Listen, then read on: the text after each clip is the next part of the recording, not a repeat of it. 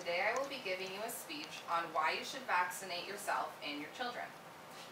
Vaccines have become a very controversial subject over the last 10 years, but I am here today to persuade you to not fall victim to the misinformation and to vaccinate yourself and your children to give everyone around you the best possible chance at having a healthy life.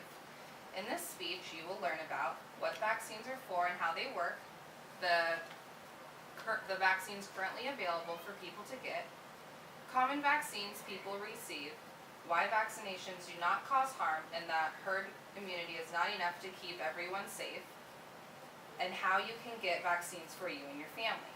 I'm going to start by giving you some information on vaccines and how they work.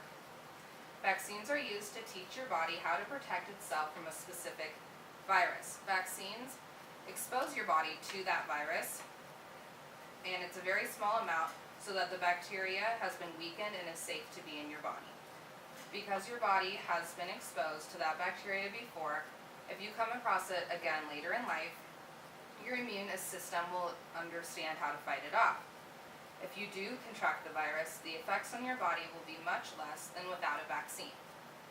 Now that you have a better understanding of how vaccines work in the human body, let's move to the type of vaccines that are available today.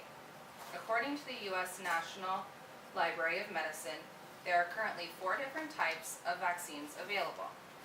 The first type is live virus vaccines, which use the weakened form of the virus. Some examples are the chickenpox vaccine and MMR, which stands for measles, mumps, and rubella.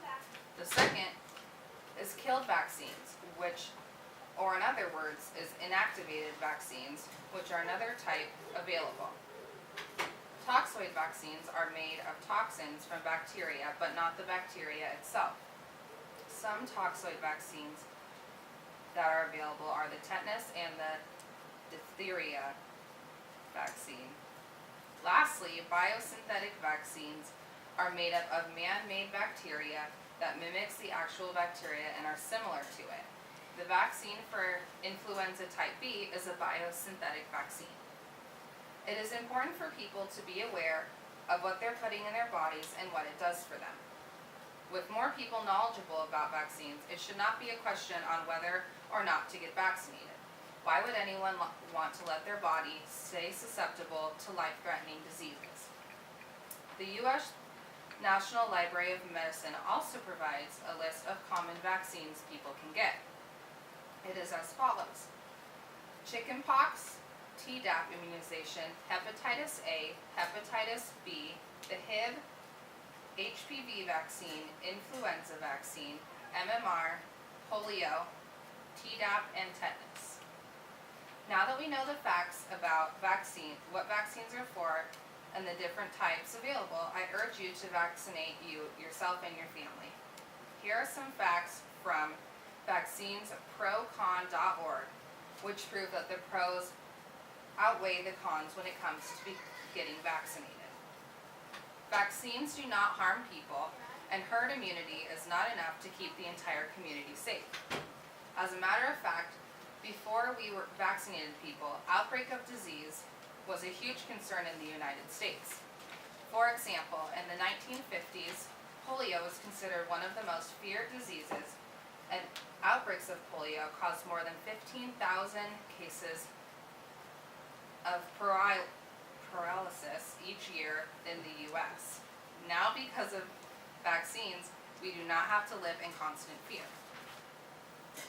The only proven side effect of vaccines are severe allergic reactions, but the amount of people who experience that is significantly less than those who do not. The chief medical correspondent for CNN states that you are 100 times more likely to get struck by lightning than you are to have a severe allergic reaction to the measles vaccine. Not only do allergic reactions rarely take place, vaccines save children's lives. According to the American Academy of Pediatrics, vaccines are 90 to 99% effective in preventing disease. Also, according to the Shot at Life United Nations Foundation, vaccines save 2.5 million children a year from preventable diseases, which equals 285 children per hour. Herd immunity means that the critical amount of people have been vaccinated and many times will keep those who are not vaccinated safe.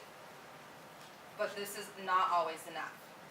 In January 2008, an outbreak of the measles happened in San Diego, California, which resulted in 48 children having to be quarantined because they were too young to be vaccinated and could not rely on herd immunity to keep them safe. In 2011, 49 states did not meet the 92 to 94% herd immunity for the whooping cough, which also resulted in an outbreak that sickened 42,000 people and was the biggest outbreak since 1955.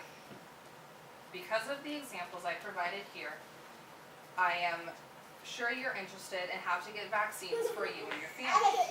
Luckily, it's simple for you to become vaccinated. Vaccines are easy to get whether or not you have health insurance. Most towns have a facility that gives shots, whether it be a shot clinic, family doctor, or a local grocery store pharmacy. There are options for free vaccines if you meet the financial requirements. The website called HelpMap Vaccine Finder helps you find vaccine clinics close to you.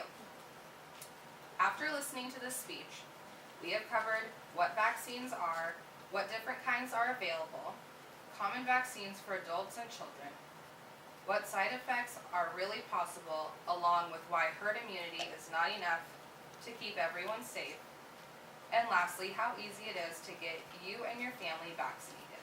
If your family has not received vaccinations, I strongly urge you to make an appointment to keep the spread of disease almost non-existent. It is because of our advanced medical knowledge that we are able to have vaccines, so it is our duty as citizens to keep ourselves, families, and communities safe.